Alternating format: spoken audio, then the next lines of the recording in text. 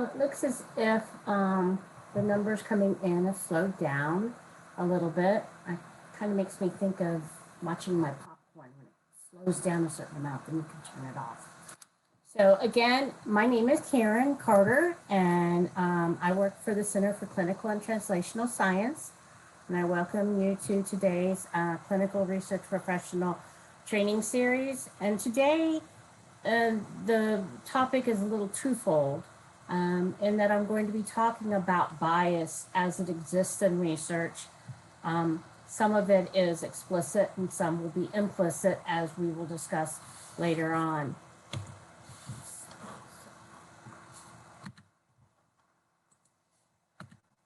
So today's objectives, in conjunction with joint task force, we're going to be talking about and defining the concepts of clinical equipoise and therapeutic misconception.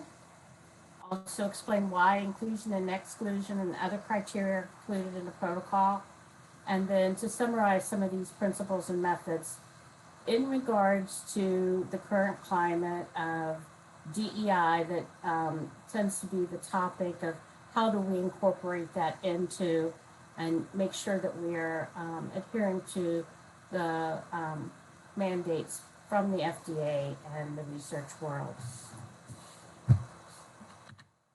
So bias, as defined, is a disproportionate weight in favor of or against an idea or thing, usually in a way that is closed-minded, prejudicial, or unfair. Biases can be innate or learned, and people may develop the biases for or against an individual, a group, or belief. In science and engineering, a bias is often referred to as a systemic error. So we're going to kind of go through this, but in essence, a bias is kind of a skewing of what is going on towards a certain preference. So with regards to clinical trials, we always want to pull out bias in the sense of using clinical equipoise. So what does this mean? The state of genuine uncertainty on the part of the clinical practitioner regarding a comparative therapeutics. So when a PI starts a trial, they should not have a preconceived idea of which treatment method is better, which medication is better. They need to be able to go in with a very open-minded viewpoint so that they're not reading into it things that are not there. So making sure that they're sticking to the facts and to remain unbiased. And sometimes this is difficult. I participated in a study at one point where they were looking at the use of cooling blankets for individuals who had undergone some type of a cardiac arrest of some sort, of using the cooling blankets to prevent some of the mental damage that could occur while the cardiac arrest and subsequent issues went on. Well, it had been proven as being effective in the adult world, but this was a pediatric trial, and so we were approaching it that way. So these were some of the children or ones that may have had sustained a cardiac arrest from a near drowning or other type of event, but it also included those that had undergone some type of cardiac procedure. And we found that it was difficult for us to enroll the numbers that we wanted because many of the pediatric cardiologists already felt that the use of the cooling blanket was a better approach. They were unable to maintain clinical equipoise, and so it did cause a hardship for us in reaching our enrollment numbers that we had projected. And then from a patient standpoint, often the patient believes that these research protocols are actually treatments. And in some cases, it may be the only possible treatment that is out there. You see this in the cancer trials. There is no other possibility. But they need to still be able to maintain it that it's not an approved treatment plan, evidence-based. It is still research, and it needs to be treated differently. And there is an article out there by Paul Applebaum that really went through and defined therapeutic misconception a lot better. So these are some of the biases that those conducting the trials can sometimes have.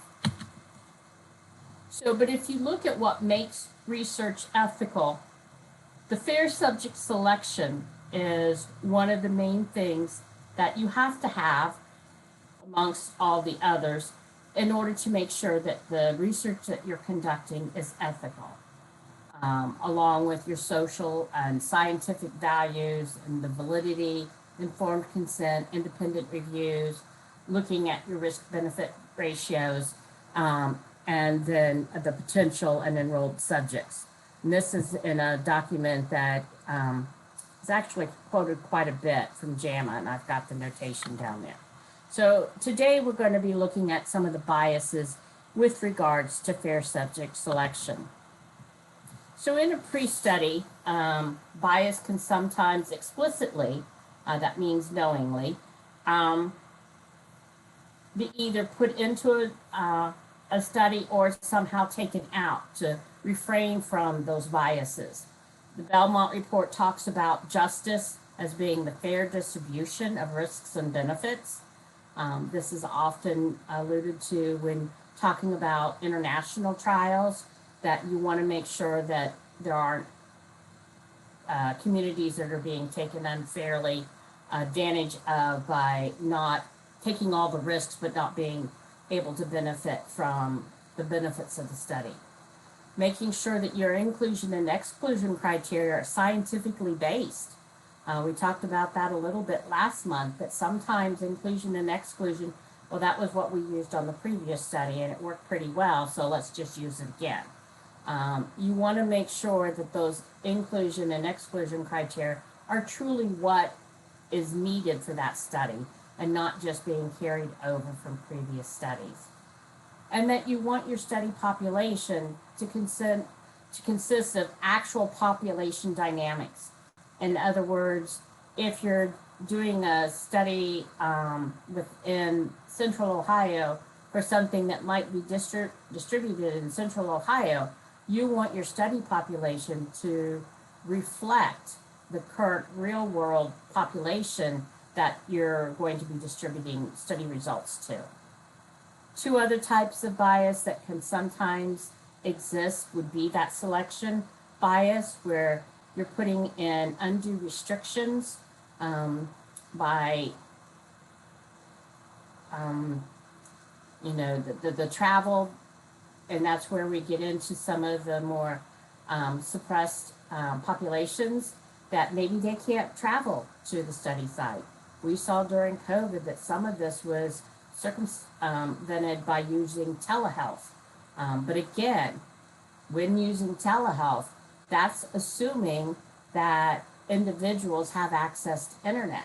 In the Appalachian area, we find that many of the households down there do not have access to internet connections, and therefore saying, well, we're just going to go to telehealth for this study is not going to help them because they still cannot participate. So we need to plan how we can work around those things.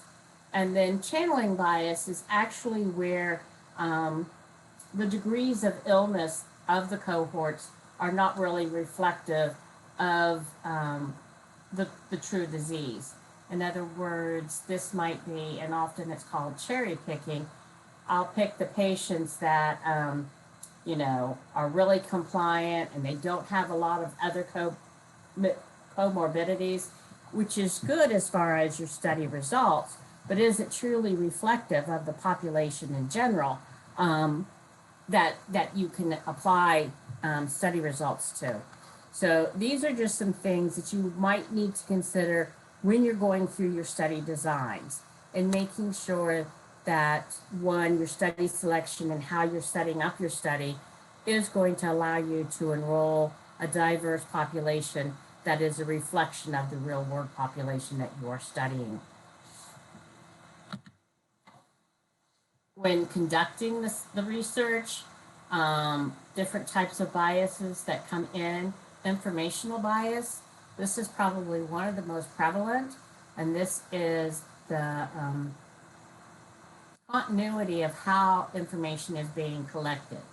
You see this a lot of time in multi-site trials, where site A, they go through and they collect their data in a certain way, but site B collects it a little bit differently.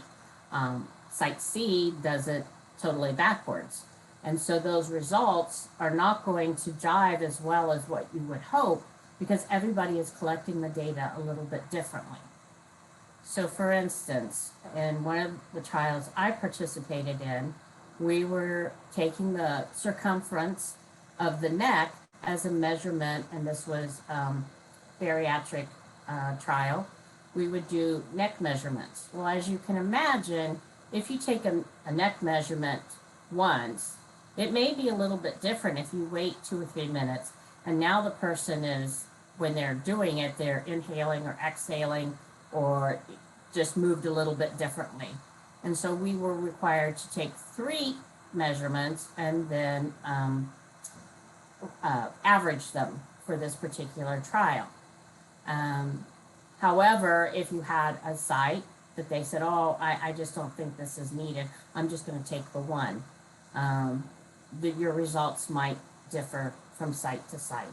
So you want to be sure that that's where SOPs sometimes come in, that you're conducting the studies in the same fashion across the board. If you have lots of different procedures, make sure you're doing them in the same order. One of the studies that I participated in, I'll use studies I participated in as examples, so it's not like I'm trying to sell myself, but it was a pediatric study for spinal muscular atrophy, and there were various procedures, one being a physical assessment during like physical therapy. Well, if we waited until after we had done the blood draws, that child wasn't going to participate, and you wouldn't get the same results as if you had done it at the very beginning of the visit when they were awake and active. So it was very important that from site to site, because these were infants, that we did the procedure in the same order in order to get results that were comparable. And so this is how information bias can come in sometimes.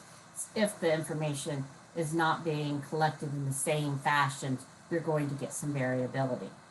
This also exists for the interviewer. So if there is some type of interview going on, such as in qualitative studies where you have groups and they're being asked questions, if the interviewer is not being consistent in the way that questions are asked across the different cohorts, you're going to get some skewing as to how the data is analyzed, once analyzed. So it's very important, and a lot of times that's where scripts come in so that everything is asked of the patient in the same way. And then recall bias is usually by the study subject themselves. When you're asking them questions, are they recalling information, or are they recalling information that they would like to have? So again, in a previous study, this was a rare disease, and we had a cohort of 6 families. We particularly asked them not to talk with one another because, again, this was a rare disease, and this was, if the study was approved, which it was a life-giving possibility for these children who had a life-threatening disease. So the parents were very hopeful that it would get approved. So we really had to be careful that if they talked to one another and compared results, that they might bias the actual information being obtained as far as outcomes of the procedures and the medication. But these are different types of bias that can be introduced into the study. if you're not careful. Subject recruitment, again, this is very important as far as making sure that you have a fair selection and that you're spreading the risks and the benefit across your cohorts, and that you're also creating a study population that is representative of real world populations. So you really want to make sure that that is being planned into your study, and that you're planning how you can make sure that your study population is reflective.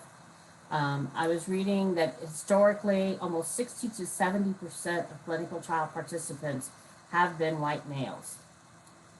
And so you ask yourself, well, why is that? One, they're usually easier to get a hold of. Most of them are more willing to be stuck. They don't usually care. A lot of them have the ability to get to clinical research sites where others in other populations may have difficulty. I know for one study we worked with a cab company that would pick the girls up from their home and transport them to the CRC, because trying to get them there on time for study follow-ups was, most of them didn't have cars, so, or methods of transportation. So that's what we need to change, because saying that all of these study results are applicable to, everybody, when everything is based traditionally on white males, is obviously an inequity. It is not a true reflection of our medical science. Diverse study populations require the research teams also to understand cultural differences and of their potential subjects, not just the differences in language. So if you have a study that is enrolling non-English speaking, which we should be doing, they are part of our society as well. Some of them may also have different cultural aspects. While I was at Children's, that was one of the things that we had to learn about. So like cupping, where they use cupping on the backs to help withdraw disease from the body. If a child came in that had that procedure on their back, unless that individual understood that this was a cultural procedure, they would immediately report the child to child services. So it's important that we understand the cultures of the families that we are enrolling. One that really helps us to keep them in the study, which is very important as far as our studies. If we cannot keep the numbers and we can't retain them, that's lost knowledge, and it breaks up the study. And so that is another issue. You want to retain them. They do not have to come. They are all volunteers. So you want to treat them right, but you must treat them the same. So before we go on to that, and I remembered what the bias was that I thought about back here. So the other thing that you need to do is to make sure that you're treating all of the subjects within the study equally. So the example that I learned early in my career was a study where children were coming in that had undergone a stroke. Some of these were very small children. Often they didn't think that they'd actually had a stroke, and so they went usually a couple days before it was actually diagnosed. And in this one particular instance, there was a young mother that was from within Ohio, but was a distance away from home. And I felt really sorry because she was there by herself, taking care of the child, and must have come from a somewhat disadvantaged home to begin with. And there was a part of me that wanted to say, oh, I'd like to come over and babysit for you so that you can get out of the room for a little bit. But I was very new at that point. But if I'd have done something like that, I would have treated them differently than I did anybody else in the study. And so sometimes out of the goodness of our heart, we want to help these families, but we still have to make sure that what we're doing is equal across the board. So what you do in those instances is you make referrals to other resources. You don't participate in it, but you make those resources available for them to reach out for. Otherwise, you introduce a bias. That one, you establish a better relationship with the family, and therefore they're getting preferential treatment. You don't want to do that. So within making sure that you have diverse study populations, there are a couple of articles in the recent Clinical Researcher, which is put out by ACRP. If you don't receive the Clinical Researcher, it is something that you may want to look into because they often have some very good articles about the industry. But this was in particular was an article. It was an opinion article, so not factual based, but the author had some rather unique ways of showing how we might make our populations more diverse. And these were some of the things that factor in the relevant disease prevalence data or acknowledge patterns of participation disparities. So this might be something of when looking and doing your planning for recruitment initiatives, make sure that you have a true representation of where this disease may be prevalent. I noticed that at Children's, for one of the diabetic studies, the diabetes in the young African Americans was a higher prevalence there, but our study populations didn't represent that. And it was concerning to me that our enrollments were not reflecting what that prevalence was. And do more than just enough. I would say that that goes across the board for just about anything. To comply with the FDA expectations of having these more diverse populations so that you put the time in to plan ahead so that you don't have those shortfalls. You do not lose subjects to lack of follow-up. Refuse to allow familiarity or convenience to be your criteria. Again, this goes back to, we'll just use the inclusion exclusions that we used on the last study.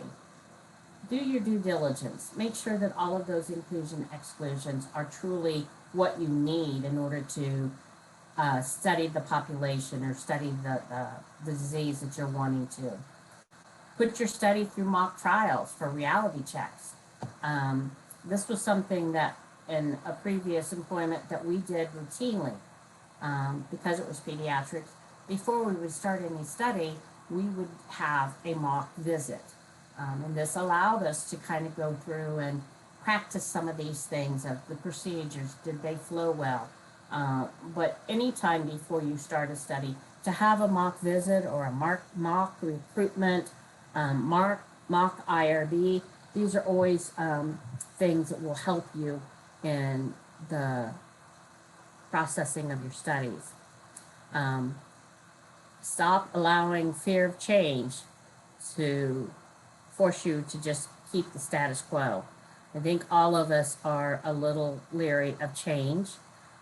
That was one of the things that COVID really helped us with in some ways, is that while everybody had kind of been on the fence of saying, well, telehealth might be helpful, but I don't know, it might have this or it might have that. And everybody started questioning, what about this? What about that? Well, COVID forced our hand. It forced us to have to go to telehealth in order to just keep some things going forward and not let them stagnate. So sometimes change is good. It's scary, but it's good. Establish quantifiable recruitment expectations.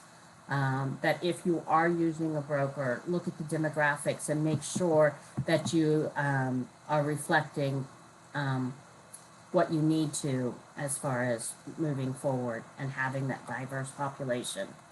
And then the last was do not treat the Black and brown communities as monolithic groups, that they all have the same life experiences and backgrounds and incomes, educations, and so on, as it states there. And I think that that goes across the board. Don't throw people into buckets and make assumptions that everybody is the same, because we are a very diverse population, um, and we grow more diverse every day. But we also need to have a diverse workforce in order to meet the needs of these diverse populations. Um, to keep them enrolled to the conclusion of the trial, um, and to represent the best study outcomes, we need uh, clinical research professionals that understand these diverse populations, that they can talk to them and they understand them, and can meet some of their needs. As a female, I prefer going to female doctors. I feel more comfortable that way. Um, and I'm sure that throughout the cultures, that they would prefer to go to a physician that speaks their native language, that understands their community. And so we need to bring those into the workforce as well. Um, how we're going to do that, I'm not exactly sure, but it is something that we need to be considering. So matching CRPs in location, culture, and language will aid in the retention of our diverse populations. It also helps, they can also help with how best to handle some of the cultural the difficulties in getting subjects to the research sites if needed. I know that when I worked with families of rare disease children, that I always tried to learn a little bit about the disease itself so that I could understand what the parents might be dealing with on a day-to-day basis. How difficult was it to get that child in to the research site, you know, once a week or something like that. Um, and that they also need to understand the complex medical challenges that these individuals face. Those with mobility issues, being able to understand, perhaps you meet them downstairs and help them come upstairs, you know, whatever it takes to really help them to participate in the study. And this was some information I got from another article in the Researcher. But now I want to take a side step, and we've been talking about explicit bias, bias that you can have a very active part in of being aware that these things are out there. But when I first started at OSU, I had to take a module on implicit bias or unconscious bias. And I'd have to say that I was rather surprised with some of the results of the testing that I took. Having come from a background that was very mobile. My father was in the military, and so we moved quite often in my elementary school years, almost every summer. And so I was used to very different culture, so to speak. I lived in upper state New England. I lived in Texas, very southern state. And then I lived in Colorado, and then also spent 4 years overseas. So I was exposed to a lot of different ways that cultures, maybe not cultural, different races, but just the way different communities worked. And so thought I was very open to everything. But when taking some of this, I found that I had some of those unconscious biases that I wasn't even aware of, which was kind of scary in a way.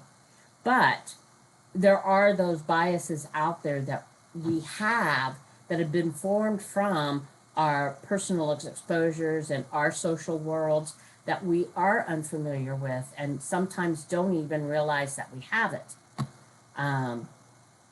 We've been identifying some of the racial and discriminatory disparities that have been ongoing, and that is a big topic right now. But these types of unconscious bias can also be age, gender, physical abilities, or disabilities. So religion, sexual orientation, and weight, to name just a few. So it's important that we understand ourselves also.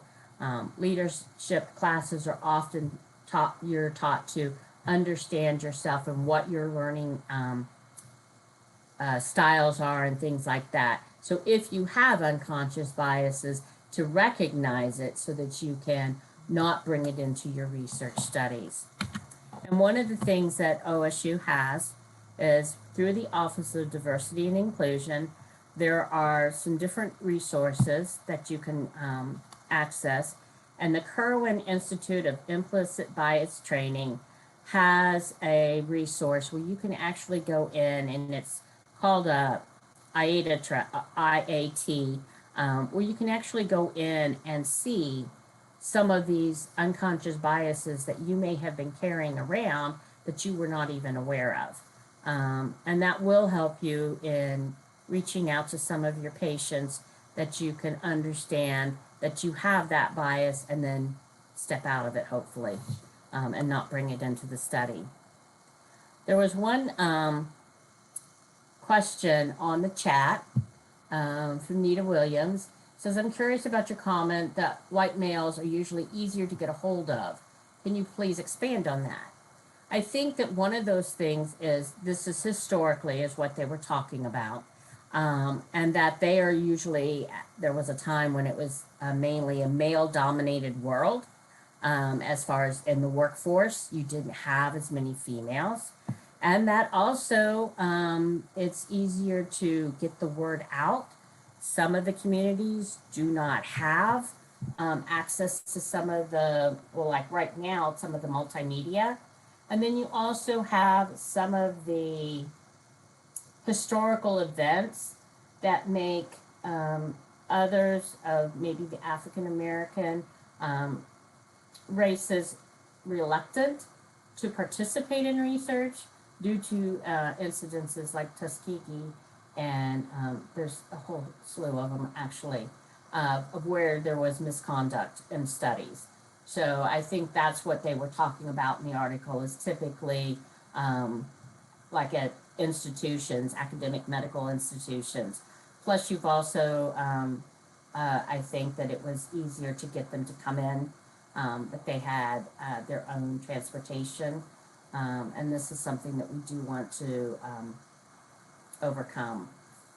So I hope that answered that question. Oops. So I would challenge everybody to go on, if you haven't, and look at the unconscious bias. We can introduce bias knowingly, but I would dare to say that it's those unconscious biases that would have probably the bigger impact, because we didn't even know to adjust for it. We do need to diversify our populations in the research, both in the workforce and our subjects. And I think that as we move forward, there will be more talk along those lines of how do we do it. It may require that more monies are needed to be put into the studies in order to make that happen. But I think that goes back to the quality of our research. If we want the quality, then we need to have those diverse populations represented in the research that we are doing. I did want to open it for questions, but I'm going to show you a couple other things. So CRPNet is the network that I have been working to put together for everyone. We're going to be moving to Microsoft Teams within the next couple of weeks. We're setting that up, and we will be able to post notices of different training opportunities or various ones throughout the institution, have a class or know of something. It's also going to be a place where we can put some of our templates, suggestions, and also if you have questions, of reaching out to others at the institution and saying, how do you handle this? And do kind of the best practices. In June, we're going to have Angela Sal from the CCTS and Michael Hinton, who is with the CCC. and they have been working on a DEI task force for CRPs, and they are going to be coming and talking to you a little bit about what they've been working on and what they hope to be able to accomplish with this task force. We started some of the certification study groups for ACRP and SOCRA. We will be scheduling, or I will be, scheduling a SOCRA on-site examination in either August or September. I need to get a room through OSU to house it, but SOCRA has said that they would be willing to come later in the year. And then I am also looking for those CRPs out there that would maybe like to volunteer in helping grow this network. It is taking a lot of time and meeting with people, but if you think that you would like to take a more leadership role in growing the network across colleges, this is something that is supposed to, I would hope, would be campus-wide, not just people within the College of Medicine, College of Nursing, but throughout the campus. So if you have any of that, please let me know. And then last but not least, NCATS, if you are not aware, is the NIH office that overlooks the Center for Clinical and Translational Research. CLIC is their website for education, and they have began a new page called Clinical Research Professionals.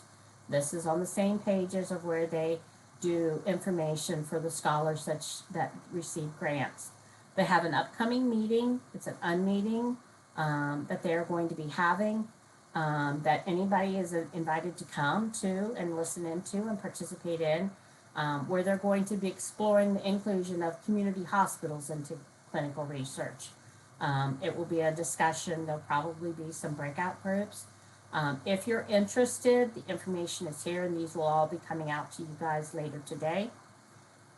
You do need to register on the CLIC site, but this is a site that is national as across all the hubs that participate with NCATS, and so it is an opportunity to share best practices with other institutions and a place to ask your questions and hopefully receive some feedback. So I encourage you that if you're looking beyond just what you do on a day-to-day and you're looking at how to grow clinical research as a profession, that you participate in some of these things. So there was another, Sandra said, I would also like to add, historically, much of medical research was conducted on medical students, and that is correct. They're easily accessible population in academic medical settings where the research was being conducted. Historically, those student populations were largely white and male, and that is true. You had some of the male population was also in some of the prisons early on too, or they also used the military for some of the research as well. They weren't able to say, or weren't allowed to say no. So these are some of the things that have gone historically. And I would say that we need to look to our history to know what not to do as we move forward. So with that, that is what I have for today. I challenge you to learn about your implicit biases, to look at ways to diversify your study populations. Obviously, if you have an ongoing study, it's a little difficult to do midstream. But most importantly, as you move forward on new studies, be thinking about how you can diversify some of those populations. If you need help on recruitment or retention, there is a division here within the CCTS that will help you with that. And as far as also reaching out to community engagement, we also have a group that works with you on those instances as well.